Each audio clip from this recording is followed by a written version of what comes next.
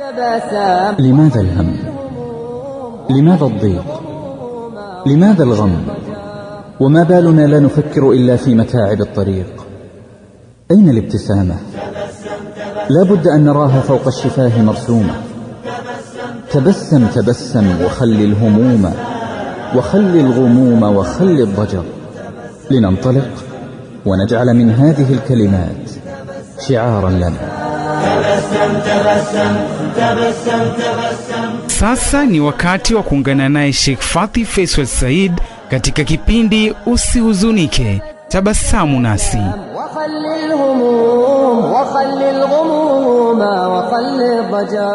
Alhamdulillah rabbil alamin wa sallallahu wa sallam ala nabiyyina Muhammadin wa ala alihi wa sahbihi ajma'in. Ndugu Waislamu, assalamu alaykum wa rahmatullahi wa barakatuh. Tuitafuta furaha bado. Furaha iko wapi?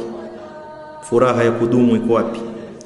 Jana tulizungumza kwamba uwe na subra pale utakapotukanwa na watu. Kuwa na subra. Subra muhimu sana tena. Watu wakutukana, subra.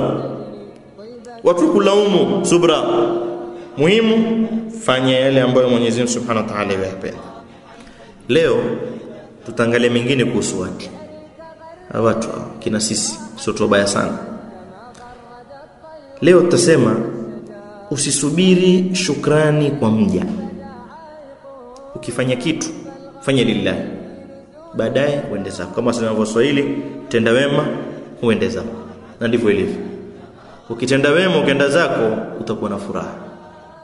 Ukijaribu kufanya mambo ambayo si sawa, ama ukajaribu kutaka shukrani kwa watu wakupe, utasubiri sana ndugu yangu Muislamu, na baadaye utakuwa ni mwenye kuadhibika na kukasirika na kuharibu yale uliyofanya fi sabilillah.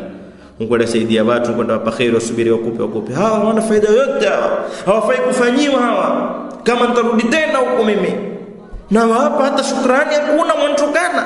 Ndio mwanadamu alivyo. Usisubiri shukrani kutoka kwake. Tenda wema uende zako. Wewe katika maneno yako wewe weka aya Mwenyezi Mungu Subhanahu wa Ta'ala, inma nut'imukum liwajhi Allahi la nuridu minkum jazaa'an wala shukura. Hakika tunayofanyia na kualisha tuwafanyie kwa sababu ya Allah Subhanahu wa Ta'ala. Hatutaki shukrani kutoka kwenu wala hatutaki mtulipe. La nuridu minkum jazaa'an wala shukura. Tunataka kumridhisha Allah Subhanahu wa Ta'ala peke yake. Mwanadamu kila utakavomfanyia hawezi kukushukuru. Ndiye mwanadamu. So wewe ukifanya unayofanya, pumzika. Wewe fikiria kwa Allah Subhanahu wa Ta'ala atakulipa. Kwa sababu Mwenyezi Mungu Subhanahu wa Ta'ala atakulipa bila shaka yote ikiwa umemfanyia yeye. Mwanadamu ni ngumu sana ku appreciate. Wengi miongoni mwetu tukasirika, tughadhibika, huwa tupoteza raha pindi tunaposaidia watu na wasiwe ni kurejesha shukrani. Watu tukasirika, ni wanadamu. Lakini si hivyo. Ikiwa tunataka furaha, tusisubiri. Wewe fanya, خلاص ndazako. Mwenyezi Mungu inshallah mwenyewe yamuelea zaidi na atakuwa ni mwenye kutulipa kwa yale tuliyofanya. Muhimu tu ikiwa tunataka kufanya lolote la kufanya, tufanye kwa sababu yake yeye Allah Subhanahu wa Ta'ala peke yake. Watakusaidia watu, fanya kwa sababu ya Allah, ndio atakulipa. Ndio siku ya kiyama ukenda umdai Allah Subhanahu wa Ta'ala, nimekufanyia, na Mwenyezi Mungu atakulipa. Mwenyezi Mungu hadhulumu, kwa sababu mwenyewe yajisifu katika Qur'ani, wama ana bidhallamin lil'abid, mimi sina dhulma kabisa. Allah Subhanahu wa Ta'ala yasema hivyo. Kwa hiyo ndugu Muislamu, usisubiri kushukuriwa na watu. Baba na mama hawana raha. Kwa sababu gani?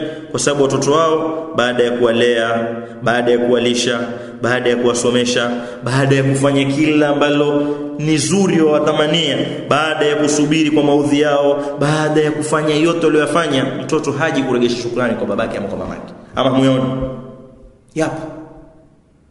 Mtoto shalelewa, ashalishwa, ashavishwa, ashasomeshwa, ashafanyiwa. Leo ankuwa mkubwa ajiona yeye kuwa baba na yule baba ndiye mtoto. Ama hatuyaona madharau ya hali ya juu leo? Ndio mwanadamu.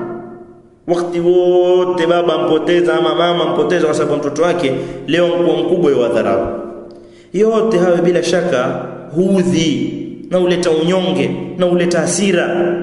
Lakini ukitaka kuwa na raha, lazima kabla hujayafanya yote hayo uwe wewe ni mwenye kutarajia kuwa hutoshukuriwa. Usiwe na big expectations kwamba mimi nafanyia watu hivi watanilipa. Ondoa katika akili yako. Wewe wafanya, ndio nikatangulia kusema katika kufanya kokote jambo lako lolote, iwe wewe utachukua aya ya Allah subhanahu wa ta'ala, inma nut'imukum liwajhi llahi la nuridu minkum jazaa'an wala shukura. Mimi nafanya kwa sababu ya Allah, wewe utanishukuru sawa, utanishukuru pia sawa. Mwenyezi Mungu inshallah atakuwa ni mwenye kukulipa bila shaka yote. Wewe weka hiyo. Wewe kile unachofanya wewe mfanyie Allah subhanahu wa ta'ala. Mwanadamu akikushukuru usipokushukuru, Mwenyezi Mungu mwenyewe atakuwa ni mwenye kujua. Utakuwa hujapoteza lolote. Lakini ukasubiri shukrani kwa mwanadamu, mwanadamu hashukuru kabisa. Mwenyezi Mungu subhanahu wa ta'ala asema wama li ahadin indahu min ni'matin tujza illa ibtigha'a wajhi rabbih al-a'la wala sawfa yarda. Wewe ukiwa na kaida kama hii, inshallah ta'ala hutakuwa na hasira zozote, wala hutoghadhibika, wala hutokuwa na huzuni kwa matusi ya watu, wala kutaka kushukuriwa kwa watu. Wewe utakuwa unafanya mambo na utakuwa na raha hapa duniani kwa wewe umefanya fi sabilillah, na kesho mbele ya Allah subhanahu wa ta'ala utakuwa na raha kwa Allah subhanahu wa ta'ala atakuwa ni mwenye kukulipa biidhnillahil karim. Lakini mwanadamu hana shukrani.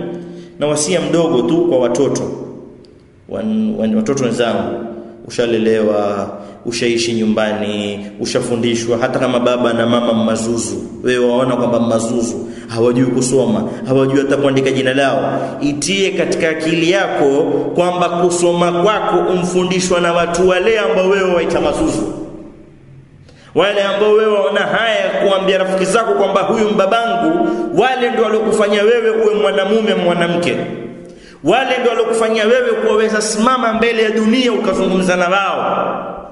Usiwe ni mwenye kudharau, usiwe ni mwenye kuwa na kitu ndani ya moyo wako waona haya kutaja wazazi wako. Kwa nini uone haya kutaja wazazi wako? Alafu namna utakavyokuwa successful katika dunia, namna utakavyokuwa na mali, namna utakavyokuwa na cheo, namna utakavyokuwa umesoma, hujafika kokote kwa babako ama mamako.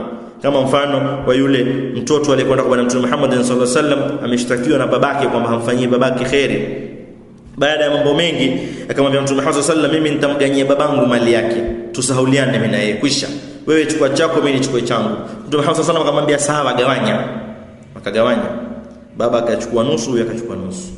Mtume Muhammad sallallahu alaihi wasallam akamwambia ushamaliza kugawanya? Akamwambia naam.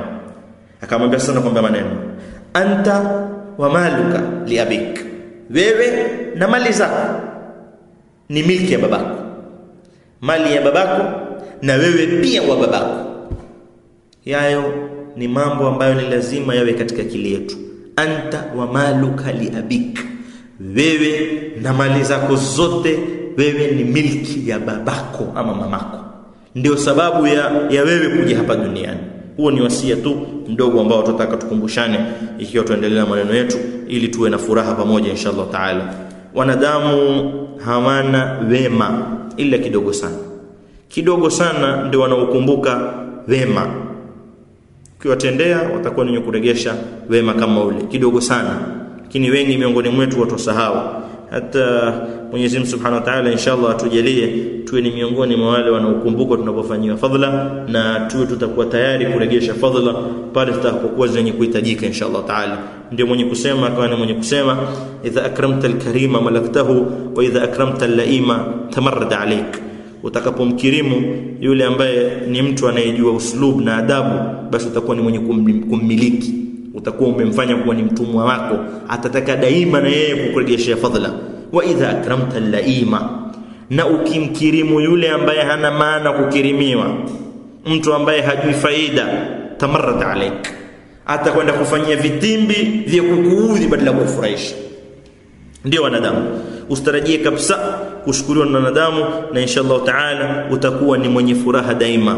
Mwanadamu ukisubiri akushukuru utapata jazaa inayoitwa jazaa sinimar. Mwenye jazaa sinimar? Sinimar alikuwa ni mjenzi mzuri sana. Kazi yake ya kujenga kila mtu kwa yejua. Akaitwa akapewa contract na mfalme. Mfalme akamwambia nataka nijengee nyumba, lakini nyumba yenyewe nataka unijengee ambayo hakuna mfano wake. Nyumba nzuri, nyumba kubwa, safi kabisa kazi. Sinimar akafanya kazi nzuri sana. Alipomaliza mfalme alifurahi sana na kazi yake. Akamwambia Sinmar, mmejengea nyumba kikweli hakuna mfano wake. Hebu tuzunguke pamoja tuiangalie nyumba ilivyo. Akamchukua Sinmar, akazunguka ndani ya nyumba. Nyumba imemridhisha. Sasa simshukuru? La. Akamchukua mpaka kilele cha nyumba. Nyumba ilikuwa ghorofa. Alipofika juu, akamwambia Sinmar, nyumba nzuri sana. Lakini kwa heri bwana. Akamtupa Sinmar kutoka kwa juu ya nyumba kama hiyo. Sinmar akawa ni mwenye kufa. Kwa nini amefanya hivyo? Asema sitaki Sinmar mjengee mwingine kama hii. Yeye ni mjenzi. Aweza pewa pesa akajenga nyingine kama ina, mimi sitaki. Hiyo ndio maana inaitwa jazao Sinmar. Ndio sisi tukitarajia kwa wanadamu tutapata jazao Sinmar badala ya jazaa ya kikweli. Kwa hiyo wewe fanya wema utarajie kulipwa kwa Allah subhanahu wa ta'ala. Mwanadamu ni kama mbwa mwitu tu. Mwanadamu hana khairi yoyote, kama mbwa mwitu.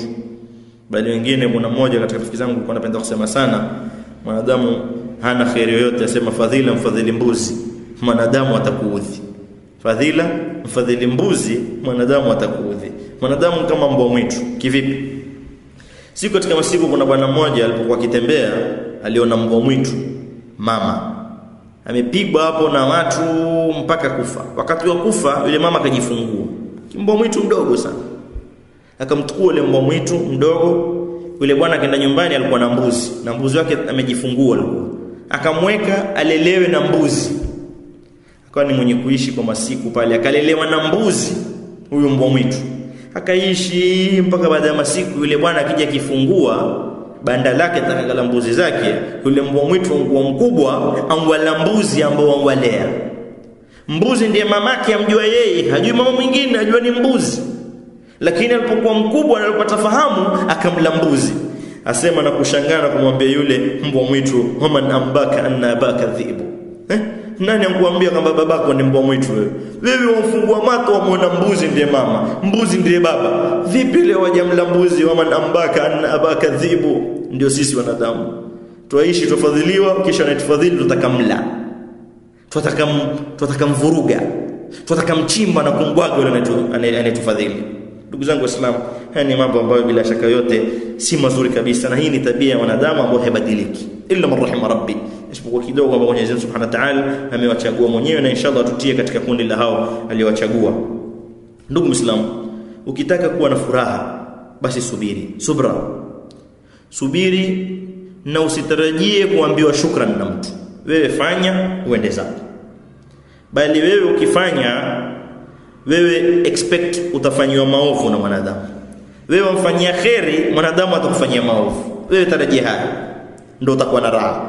Kama yule mmoja asema kumwambia mwanafunzi wake, "Wa'allimhu ar-rimaya kulla yawmin wa hina ishtadda sa'iduhu ramani." Kila siku namfundisha shabaha. Bana kulenga ni hivi, shika uta hivi, namfundisha shabaha kila siku. Alipokuwa yeye ndiye king wa kuweka shabaha, akanilegeza mimi, akanidunga mimi inshallah. "Wa'allimhu ar-rimaya kulla yawmin wa hina ishtadda sa'iduhu ramani." Alipokuwa mjuzi wa kulenga, akanilenga mimi, akaniua. Huyo ndo mwanadamu. Usishangae na mwanadamu asipokushukuru. Kawaida ya mwanadamu kabisa. Mwakani tuna uchaguzi. Mwenyezi Mungu apitishe kwa khair inshallah. Utasikia watu watakapokashifiana sasa. Mtu amfanyiwa alivyofanyiwa, yule atufanyia nini? Mbunge huyu hana khairi hata moja ulifanyia. Na wakati alipokuwa mbunge alikuwa hutoki kwenye ofisi ya CDF yake. Mwanadamu ankufundisha mtoto wako kuanzia form 1 mpaka form 4, elimu ya primary bure, lakini hutakuwa bado wampinga. Yule anatufanyia nini? Ankula pesa tu, amfanya nini tu. Mwanadamu tunatabu sana wallahi. Mwenyezi Mungu atupe subra na tupatie moyo wa kushukuru pale tutakapofanywa khairi inshallah taala. Tuko katika mwezi wa khairi. Pale utakapokuwa ni mwenye kufanya khairi zako, usitarajie kupendwa kabisa. Wewe fanya na wale wafanyiao wewe wasahau. Wewe fanya kwa sababu ya kumridhisha Allah subhanahu wa ta'ala, ili atulipe katika mwezi huu mtukufu, au ni mwenye kutakabalia yale tunayofanya. Bali wengine katika watu wanaweza kutusi hasa. Mtu anaweza kukutusi kikweli. Wewe unaweza kwenda katika mwezi mtukufu Ramadhani, una chakula utakawapa watu, na yashatokea misha yao na mwenyewe wapatia watu chakula, watu tuletea chakula kisha waweza kwenda tuletea sisi. Ama hawa shatuibia mali yetu, sasa tunajifanya hajaturegeshea. Kawaida mwanadamu utayapata. So ikiwa utakufanya khairi, maneno ya watu yake kando, utafurahi, utakuwa na raha daima. Lakini ukiwa unataka kujua ya watu, utakwenda bwana watatuambiaje huyu atakwenda huyu atafanya kisha atakuja ashatuibia ashatudanganya tunafanya jatupa vishilingi kidogo kidogo vitatufanya nini? Mwanadamu ndivyo alivyo. Ukirudi kumwangalia mwanadamu kweli, kuna bwana mmoja aitwa Abdullah ibn al-Khatal. Huyo bwana alikuwa ni miongoni mwa watu ambao Mtume Muhammad sallallahu alaihi wasallam aliamrisha auliwe baada ya fathi Makkah. Baada ya ukombozi wa Makkah, Mtume Muhammad sallallahu alaihi wasallam alipoambia Makuraish wote wamesamehe isipokuwa watu wanne. Miongoni mwa watu wanne ni huyu bwana Huyu bwana ambaye Mtume Muhammad sallallahu alaihi wasallam alikuwa ashaamua kwamba auliwe popote atakapopatikana. Jina lake ni Abdullah ibn al-Khatal.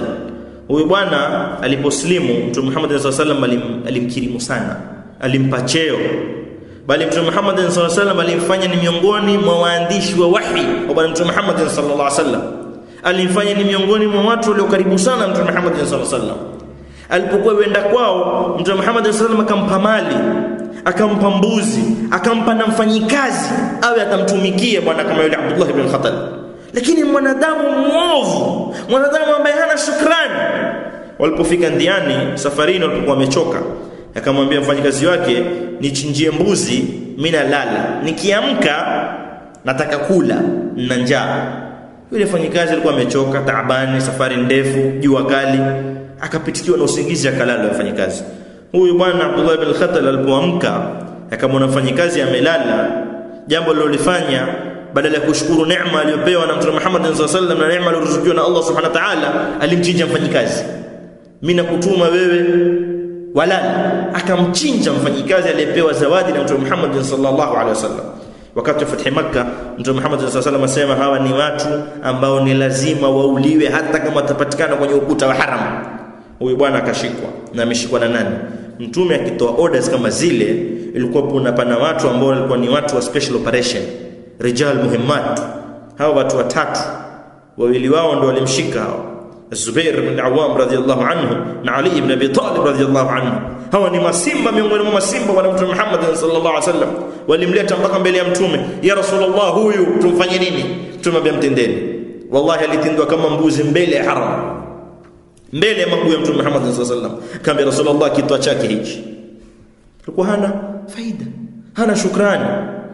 Kinyume na alivyokuwa Mtume wetu Muhammad sallallahu alaihi wasallam. Mtume alikuwa ana huruma, Mtume ilikuwa ana khairi, na Mtume ilikuwa yuko tayari kuregesha shukrani, na Mtume ilikuwa yuko tayari kuregesha fadhila anayofanyiwa. Angalia katika safari yake ya Taif, baada ya kupigwa mawe, baada ya kudhulumiwa, baada ya kufanywa kila alilofanyiwa, Mtume Muhammad sallallahu alaihi wasallam aliporudi Makkah ataka kufanya tawafu Makkah, Makuraish wote wanketa muangalia. Masanadid Quraish kina Abu Lahab kina Abu Jahl, ammi zake Mtume wanketa muangalia, amwambia hufanyi lolote hapa. Mtume asema nani atakayenipatia himaya nifanye tawafu? Akainuka bwana mmoja aitwa Mut'im ibn Adi. Huyu ni jahil, amekufa akiwa ni mushrik, amekufa wakati wa jahiliya, hakuslimu. Mut'im ibn Adi hamwambia mimi nitakupa himaya Muhammad. Huyu Mut'im ibn Adi alikuwa ni mtu anaogopewa, mtu mkubwa, mtu tajiri, na alikuwa na watoto 10 wa kiume, na watoto wote walikuwa wajua kupigana, na wote walikuwa wako tayari kufa kwa ajili ya lile takaloambia baba yao. Wakamweka Mtume katikati, wakamzunguka, wakafanya naye tawafu mpaka Mtume aliporidhika. Akamwambia usharidhika? Ambaye naridhika. Wataka kuketi kwetu?